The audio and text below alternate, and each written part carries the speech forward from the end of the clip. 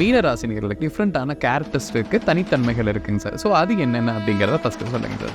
எப்போவுமே இங்கே இருக்கும்போது வேறு இடத்துல பேசுவாங்க, வேறு விஷயத்தை யோசிப்பாங்க, வேறு விஷயத்தை சிந்தனை பண்ணிகிட்டு இருப்பாங்க. இவங்களுக்கு ஒரு ப்ளஸ் பாயிண்ட் இருக்குது. என்னென்னு கேட்டிங்கன்னா, ஜென்ரல் மேனேஜரை பிடிச்சி சிஇஓவை பிடிச்சி அப்படியே ஓனரை பிடிச்சிருவாங்க. இவங்க டைரெக்டாக டாப் லெவலில் கொண்டு போய் உட்காந்துருவாங்க. இவங்ககிட்ட ஒரு விஷன் அதுதான். யதார்த்தமாக பேசினா பணத்தை கொடுத்துருவாங்க.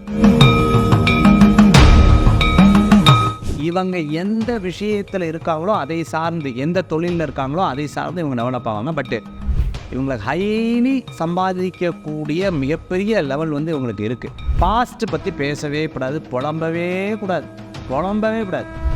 ரொம்ப எனர்ஜெட்டிக்காக, எப்படி பழைய மாதிரி எனர்ஜியாக இருந்தீங்களோ அந்த மாதிரி எனர்ஜெட்டிக்காக இருந்தீங்கன்னா சூப்பரான பெனிஃபிட்ஸ். தொழில் இவங்களுக்கு சூப்பராக செட் ஆகும். கமிஷன் பேஸ் சூப்பராக செட் ஆகும், அவங்களுக்கு நல்லாயிருக்கும்.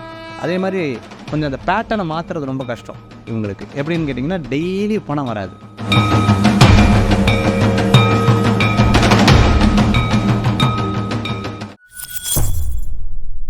பக்தி ப்ளஸ் நேயர்களுக்கும் வணக்கம். இன்று நம்மோடு இணைந்தவர் ஜோதிட சாம்ராட் மகேஷ் அவர்கள். வணக்கம் சார். வணக்கம். வேல் முருகா, வெற்றிவேல் முருகனுக்கு அரகரோகரா. மீனராசினியர்களுக்கு அவங்க வாழ்நாள் முழுக்க எப்படி இருக்க போகிறாங்க, வாழ்நாள் ராசி பலன் அப்படிங்கிறத இந்த பதிவில் பார்க்கலாங்க சார். ஸோ பொதுவாகவே மீனம் ராசி, மீனம் லக்னம் இரண்டு வகைப்படுதுங்க சார். இரண்டு பேருக்குமே டிஃப்ரெண்ட்டான கேரக்டரிஸ்டிக்கு தனித்தன்மைகள் இருக்குங்க சார். ஸோ அது என்னென்ன அப்படிங்கிறத ஃபஸ்ட்டு சொல்லுங்கள் சார். மீனராசி காலபுருஷ தத்துவத்தில் பார்த்தீங்கன்னா 12வது ராசி மீனராசின்னு, பாத ராசின்னு பேர் இருக்குது. மீனராசியை பொறுத்தளவுக்கு பார்த்தீங்கன்னா என்ன சிம்பிள் அப்படின்னு பார்த்தீங்கன்னா, மீன். எத்தனை மீன்? ரெட்டை மீன்.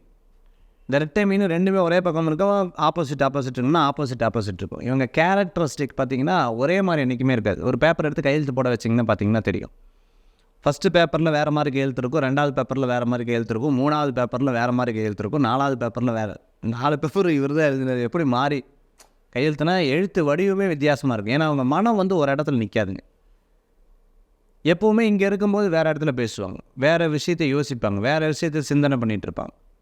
அங்கே இருக்கும்போது இங்கே அது இக்கரைக்கு அக்கறை பச்ச மாதிரி, இங்கேருந்து அங்கேருந்து இங்கே இந்த மாதிரி சிந்தனை பண்ணக்கூடிய இது வந்து மீனராசிக்கு பிரமாதமாக இருந்துட்டுருக்கும். அவங்களுக்கு தழுவுரம் இல்லை, ஏதோ பிரச்சனை வந்துச்சுன்னா அங்கே அடித்து நேற்று பொழந்து அட்டையங்கப்பம் மூஞ்சி இஞ்சில் அடித்து பிச்சுட்டல அப்படின்வாங்க. நீங்கள் அடிச்சிங்களா? இல்லை அடித்தாங்க என்ன அப்படின்னா, இல்லை நீங்கள் அடிச்சிங்களா? அடித்தாங்க. யார்? நீங்கள் சொல்லி அடித்தாங்க. அடிச்சுட்டு இருந்தாங்க, நான் போய் பார்த்தேங்க. ஃபஸ்ட்டு அடித்து சொல்லும்போது என்னென்னு கேட்டிங்கன்னா, இவங்க தான் எல்லாம் பண்ணுற மாதிரி பண்ணாங்க. பட் ஆனால் அங்கே அப்படி இல்லை. அங்கே ஏதோ நடந்திருக்கு, இவங்க போய் நின்றுருக்காங்க. நான் சொல்கிறது உங்களுக்கு புரியுது. ஸோ எல்லாமே இவங்க கூட அவங்க என்ன பண்ணுவாங்க, இது பண்ணுவாங்க. இவங்களுக்கு ஒரு ப்ளஸ் பாயிண்ட் இருக்குது. என்னென்னு கேட்டிங்கன்னா, மேனேஜரை பிடிச்சி, ஜென்ரல் மேனேஜரை பிடிச்சி சிஇஓவை பிடிச்சி அப்படியே ஓனரை பிடிச்சிருவாங்க. இவங்க டைரெக்டாக டாப் லெவலில் கொண்டு போய் உட்காந்துருவாங்க. இவங்ககிட்ட ஒரு விஷயமே அதுதான், விஷன் அதுதான். ஸ்கில்லில் ரொம்ப பிரமாதம். ஒரு ஸ்கில் டெவலப்மெண்ட் பிரமாதமாக அவங்கக்கிட்ட இருக்கக்கூடியது. உபயராசி கையில் காசு நிற்காது. அதே சமயத்தில் ஆணாக இருந்தால் பெண்கள்கிட்ட கவனமாக இருக்கும், பெண்ணாக இருந்தால் ஆண்கள்கிட்ட கவனமாக இருக்கணும். அப்படி ஜாலியாக பேசிகிட்டே இருப்பான், டயத்தை பார்க்காம பேசுவாள், பயங்கரமாக பேசுவாள். இன்றைக்கி நீங்கள் ஜாக்கி சான் படமெல்லாம் பார்த்தாங்கன்னு வைங்க, அடுத்த நாள் அவங்க பக்கத்தே நிற்கக்கூடாது. நீங்கள் ஏன் சொல்லுங்கள்? 2 கராட்டே குன்ஃபோ போட்ட அருணாள் படம் பார்த்தாங்கன்னா நாளையிலேருந்து நான் ஜிம்முக்கு போகணுவாங்க. ஸோ எதை பார்க்குறாங்களோ அதை இன்ஃப்ளூயன்ஸ்டாக தான் மாறணுங்கிற ஒரு எண்ணம் வந்து அவங்களுக்குள்ளே ரொம்ப இது இருக்கும். ஒரு நபரை பார்க்குறாங்க, அந்த நபரை பார்த்தீங்க அப்படின்னு சொன்னால் அடுத்தலாம் அவங்கள மாதிரியே அவங்க பண்ணுவாங்க.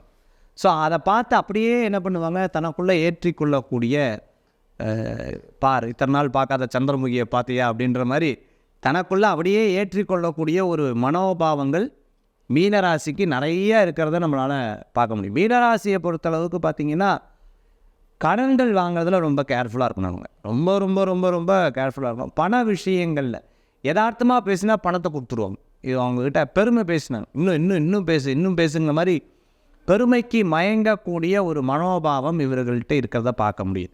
இதெல்லாம் மீனராசியினுடைய குணத்தில். இன்னும் ஒட்டிங்கன்னா 1/2 மணி நேரம் பேசுவேன் மீனராசி. ஆனால் அத்தனை குணங்கள் அவங்க டிஃப்ரெண்ட்டாக இருந்துகிட்டே இருப்பாங்க. அந்த மாதிரி இருக்கக்கூடிய ராசி மீனராசி. மீன் லக்னத்துடைய குணம் அப்படிங்கிறது எப்படி இருக்குங்க சார்? மீன லக்னத்தை பொறுத்தளவுக்கு இவங்களுக்கு கரெக்டாக எல்லாம் நடக்கணும்னா பிடிக்காது. நீங்கள் வந்து போய் சொன்னீங்க அப்படின்னா பிடிக்காது. பின்னாடி பேசுனீங்க, அது தெரிஞ்சிச்சுன்னா உங்கள் பக்கத்துலேயே பேசவே மாட்டாங்க. அதே மனசில் வச்சு சண்டை இழுத்துருவாங்க. அதாவது நீங்கள் வம்புக்கு வச்சுக்கவும் கூடாது, இதுவும் பண்ணக்கூடாதுங்கிறதுல மீனத்தில் அவங்க இருப்பாங்க. நீங்கள் துறைகளில் பார்த்தீங்கன்னா எல்லா துறையும் மீனராசிக்காரங்க இருப்பாங்க. அவங்களுக்கு என்ன நீங்கள் அனுபவம் இல்லாத துறையே இருந்துருக்காது. நீங்கள் வந்து சாதாரண துறையிலேருந்து டாப் மோஸ்ட் விஷயத்தில் வரைக்கும் மீனராசி இருக்கிறத நம்மளால் வேலைகளில் அவங்க பார்க்கக்கூடிய கொடுத்த வேலையை கரெக்டாக பார்ப்பாங்க. நீங்கள் எப்பா 100 கொடுத்தா 500 உழைக்கிறான்ப்பான்னு சொல்லுவாங்கள்ல, அதெல்லாம் மீனராசி மீன லக்னத்தில் இருக்கிறவங்க இருக்கிறத நம்ம தாராளமாக பார்க்கலாம். மீனம் ராசி மீன லக்னம் இவங்களோட ஃபினான்ஷியல் ஸ்டேட்டஸ் எப்படி இருக்கும்? பண சேர்க்கை, பண வரவு இதெல்லாம் எப்படிங்க சார்? உபயராசிங்கும் போது லைஃப்பில் வந்து செகண்ட் ஹாஃப் தான் அவங்க எப்போவுமே வின்னிங் ஸ்டேட், ஃபஸ்ட் ஹாஃப் எப்போவுமே ஃபெயிலியர். ஒரு வேளை ஃபஸ்ட் ஹாஃப் சக்ஸஸாக இருந்துருச்சு அப்படின்னா செகண்ட் ஹாஃபில் ரொம்ப கேர்ஃபுல்லாக இருக்கணும். ஸோ பண விஷயங்களில் இவங்க கொடுத்து ஏமாறுறது, ₹1 10 கொடுத்து ஏமாந்துருவாங்க. ஒரே பொருள் 2 தடவை வாங்குறது ஆள் பார்த்துருக்கீங்களா? ஒரே இதுக்கு 2 டிக்கெட் புக் பண்ணுவாங்க. ஒரே பொருள் 2 பொருள். நீங்கள் இப்போ இந்த வாட்ச் இருந்தது அப்படின்னு சொன்னால் இந்த வாட்சை காலையிலத்துக்குள்ளே சாயந்தரம் பண்ணு. ஒரு நாளைக்கு 2 ட்ரெஸ்ஸு போடுறாங்கன்னா அது மீனராசிக்காரங்க தான் இருந்துருக்கும். ஸோ ஒரே விஷயத்தை 2 தடவை செயல்படுத்துவாங்க. அதே மாதிரி செலவு ஜாஸ்தியாக பண்ணுவாங்க. இல்லை சார் ரொம்ப சிக்கனமாக இருந்திருந்தாலும் செலவு ஜாஸ்தியாக பண்ணுவாங்க. பட் ஃபினான்ஷியலாக சேமிப்பு நிறையா வந்துடும். இவங்க கடவுள் பண கஷ்டமெல்லாம் கொடுத்தாலும் பின்னாடி ஜெயிக்க விட்டுருவார். செகண்ட் ஆஃப் இவங்க பயங்கர வின்னிங்கில் வந்துடுவாங்க. நல்ல சம்பாத்தியம் இருக்குது. வரும்போது லக்ஷ்மி தேவியை பிடிச்சி வச்சுக்கணும். அப்படி வரும்போது லக்ஷ்மி தேவியை பிடிச்சி வச்சுக்கிட்டாங்கன்னா இவங்க ரொம்ப நல்லது. ஒன்றும் இல்லைங்க, இவங்களோட சிம்பிள் வந்து பார்த்திங்கன்னா மீன் தானே. மீன் எங்கே இருக்கும்? தண்ணிக்குள்ளே இருக்கும். தண்ணி வந்து எத்தனை இடத்துலலாம் இருந்துருக்கு? நிலத்தடியில் தண்ணி இருக்குது, மலையில் தண்ணி இருக்குது, ஆற்றில் இருக்குது, குளத்தில் இருக்குது, அடுத்தது கடலில் இருக்குது, குட்டையிலையும் இருக்குது, வீட்டுக்கு முன்னாடி சாக்கடையிலையும் இருக்குது, ஒரு டம்ளர்லேயும் தண்ணி இருக்குது, ஒரு வாட்டர் கேன்லேயும் இருக்குது. அளவுகோல் வித்தியாசப்படுதா? அந்த மாதிரி இவங்க எந்த விஷயத்தில் இருக்காங்களோ அதை சார்ந்து, எந்த தொழிலில் இருக்காங்களோ அதை சார்ந்து இவங்க டெவலப் ஆவாங்க. பட்டு இவங்களுக்கு ஹைலி சம்பாதிக்கக்கூடிய மிகப்பெரிய லெவல் வந்து இவங்களுக்கு இருக்குது. ஏன்னா மகாலட்சுமி வாழக்கூடியது தண்ணியில் தான் இருக்காங்க. அப்போது அவங்களுக்கு வந்து குபேரனுடைய சிம்பிள் தான் மீன். அப்போ நிறைய சம்பாதிக்கக்கூடிய யோகம் இருக்குது. இல்லை சார் நான் கஷ்டப்பட்டுட்டு இருக்கேன்னா உங்களுடைய முயற்சிகளில் நீங்கள் நிறைய இழந்திருக்கீங்கன்னு நான் சொல்ல முடியும். ஸோ நீங்கள் வந்து அதை மட்டும் இன்னொன்று அவங்ககிட்ட இருக்குது. கொஞ்ச நாள் சம்பாதிப்பாங்க, அந்த பணம் வந்துருச்சுன்னா செலவு பண்ணுற வரைக்கும் வெயிட் பண்ணுவாங்க. அந்த பணம் இருக்குங்கிற ஒரு எண்ணம் அவங்ககிட்ட நிறையா இருக்கும். ஸோ அதை முதல்ல மாற்றிட்டா போகும். மீனராசி நேயர்களுக்கு வந்துங்க சார், தற்போதைய ஃபினான்ஷியல் ஸ்டேட்டஸ் பார்க்கும்போது கண்டிப்பாக ரொம்ப சிரமம் தாங்க சார். 7 ரசனை இருக்கனால பண கஷ்டத்துலேயே தான் இருக்காங்க. ஸோ இந்த கஷ்டம் எதனால் இருக்குது, ஏன் இவங்களோட சிரமப்படுறாங்க, அதே சமயம் எதிலிருந்து நிவர்த்தி என்ன பண்ணலாங்க சார்? மீனராசியை பொறுத்தளவுக்கு எனக்கு தெரிஞ்சு பண கஷ்டம் அப்படிங்கிறத விட உடல் கஷ்டம்னு சொல்லலாம். ஜென்மே சனி தேகேன உபாதன், உடம்புல பிரச்சனை இருக்கும்னு சொல்லப்பட்டிருக்கு. அப்போ இந்த ஜென்ம சனியில் உடம்பை படுத்துறங்காட்டி வேலையில் பிரச்சனை இருக்கும், வேலையில் பிரச்சனை இருக்குங்காட்டி தொழிலில் இருக்கலாம், தொழிலில் இருந்தால் ஃபினான்ஸில் இருக்கலாம். அப்படி செயின் லிங்காக நம்ம கொண்டு போயிடலாம். ஃபேமிலியில் இருக்கலாம், இந்த செயின் லிங்காக போகலாமே தவிர 7 சனிக்கு என்ன சார் பண்ணுறது? ஃபஸ்ட்டு கை காலெலாம் சுத்தமாக வச்சுக்கணும். அடுத்தது பார்த்தீங்கன்னு சொன்னால் நகங்களை சுத்தமாக வச்சுக்கணும். பாஸ்ட்டு பற்றி பேசவே கூடாது, புலம்பவே கூடாது. ரொம்ப எனர்ஜெட்டிக்காக, எப்படி பழைய மாதிரி எனர்ஜியாக இருந்தீங்களோ அந்த மாதிரி எனர்ஜெட்டிக்காக இருந்தீங்கன்னா சூப்பரான பெனிஃபிட், சூப்பரான பலன்கள், அருமையான மாற்றம் மீனராசி அன்பர்களுக்கு இந்த 7 சனியும் தாண்டி ஏற்படுத்தி கொடுக்கும். 7 சனி பெருசாக ஒன்றும் பண்ணல சார், லைட்டாக படுத்துச்சுன்னு சொல்கிற அளவுக்கு மாறிடலாம் அவங்க. ஆனால் ஒன்றும் பயப்பட வேண்டியது. மீனம் ராசினியர்களுடைய ஃபேமிலி லைஃப் அப்படிங்கிறது எப்படி இருக்குங்க சார்? அவங்க ஹஸ்பண்ட் ஒய்ஃப் கிட்ட எப்படி பழகுவாங்க, ஃப்ரெண்ட்ஸ் கிட்டலாம் எப்படி இருப்பாங்க சார்? அதாவது அம்மா, அப்பா, மனைவி, கணவர், குழந்தைகள் இருந்தாலும் மரியாதை கொடுக்கணும்னு எதிர்பார்ப்போம். பணம் எனக்கு 2வது. மரியாதை தலைவாசல் மிதியாதேன்னு சொல்லுவாங்களே, அது மீனராசிக்கு இருக்கும்.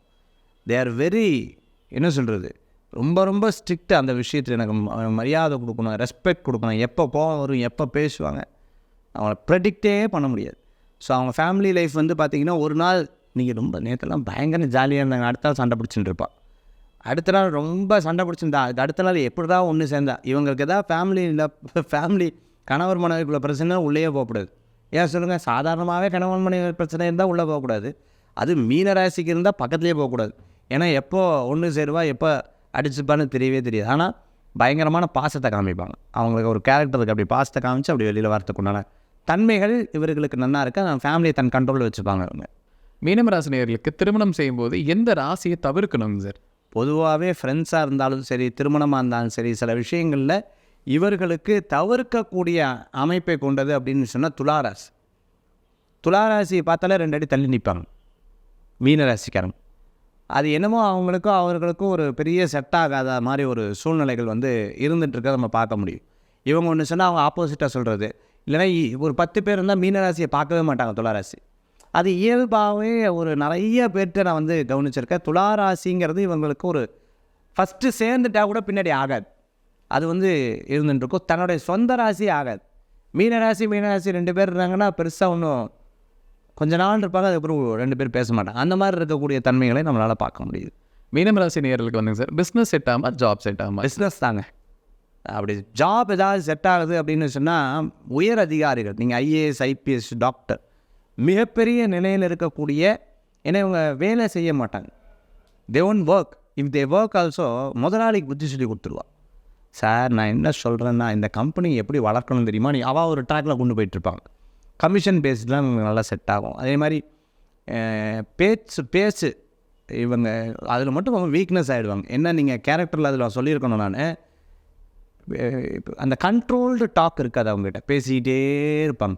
அவங்கள ரொம்ப பாராட்டி பேசினாலும் ரொம்ப அன்பாக பேசினாலும் அவங்க வந்து பேசிகிட்டே இருப்பாங்க. அது ஒரு இது. சில டைம் பேசவே மாட்டாங்க. இந்த 2 விதமான குணாதிசயங்கள் இவங்ககிட்ட இருக்கிறத பார்க்க முடியும்.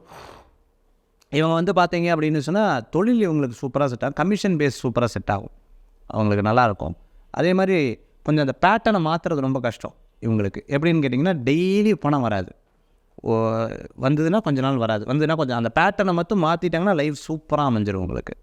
கண்டிப்பாங்க சார். மீனம் ராசி நேயரோட வாழ்நாள் எப்படி இருக்கிறது விலாவாரியாக பார்த்துங்க சார். கண்டிப்பாக நம்ம நேயர்களுக்கு ஒரு பயனுள்ள கருத்துக்கலாம் இருந்திருக்கும். மீண்டும் ஒரு பதில் சந்திக்கலாம். ரொம்ப நன்றி. நன்றி, நமஸ்காரங்கள். வேல்வேல் முருகா, வெற்றிவேல் முருகனுக்கு கரகரோகா.